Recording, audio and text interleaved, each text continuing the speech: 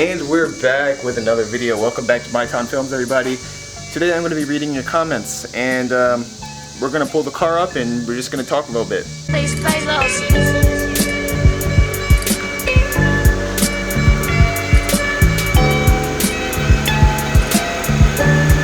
Alright, so before we read the comments, I just wanted to let you guys know that we're mainly going to be talking about the engine modifications and the suspension modifications of this car. Started things off with the first comment.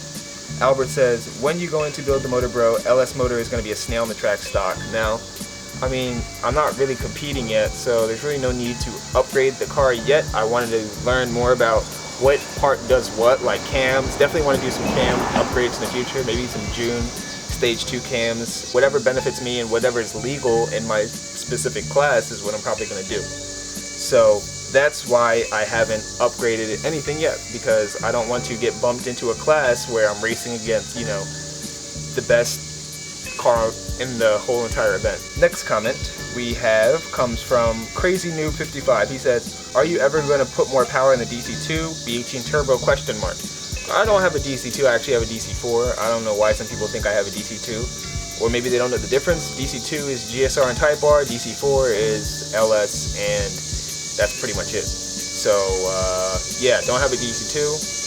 And no, I'm not going turbo because turbo would get me into a lot of trouble, and yeah, we're not going to talk about it. Next comment comes from Jordan. He says, you say you want to track your car, but you haven't done anything to improve horsepower. All you've done is put on an exhaust and gutted it. You're still running stock LS. Think about horsepower, not the paint. LS VTEC is reliable. You just have to build it right. Do your research. Get a V16 trans if you want to see some improvement.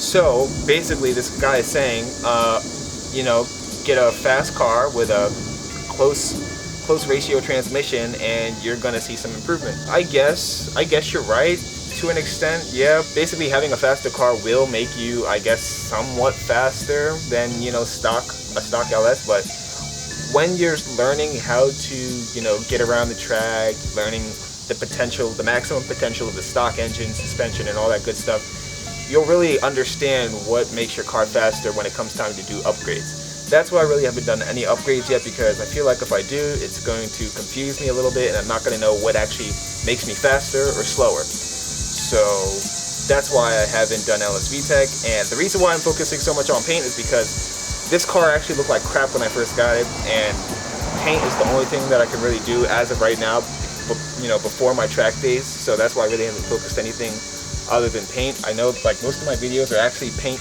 related, and it's kind of a downer now that I see it. I'm starting to see that it's kind of getting old. Some people are saying stop doing paint, but I actually like doing paint, and I feel like the more times I do it, the better I'll get at it. And, you know, it'd be nice to paint cars in the future here and there. So yeah, I like painting, let's just say that. Alright, and Josh says, boost your LS, you'll wreck. Now, everybody seems to have the same idea. If your car's faster, you're going to do better, and that's obviously not the case. Alright, so I'm not going to sit here and read like 20-30 comments, because it's the same thing. Everybody says slap a GSR or Type R head, and you're good to go, when that's not how the world works. So that pretty much wraps it up for the engine talk. I'm not going LS VTEC, never will.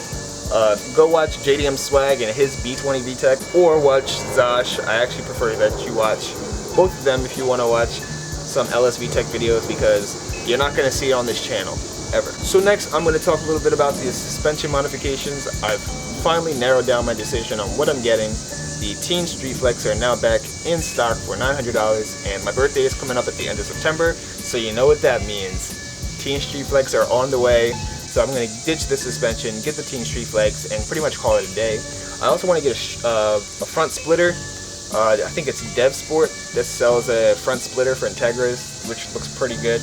I was going to DIY it, but I just don't have the time to do that, so I'm just going to buy that, get those, get some support rods, and then probably leave it at that. And in the back, we're going to get an ASR 22mm sway bar, and that pretty much wraps it up for all I really see doing in the future as far as suspension modifications. Like I said, I really am learning at the same time, so I don't know everything about Integras or modifying Integras, so this is all just one big learning process, so we're gonna see how it goes.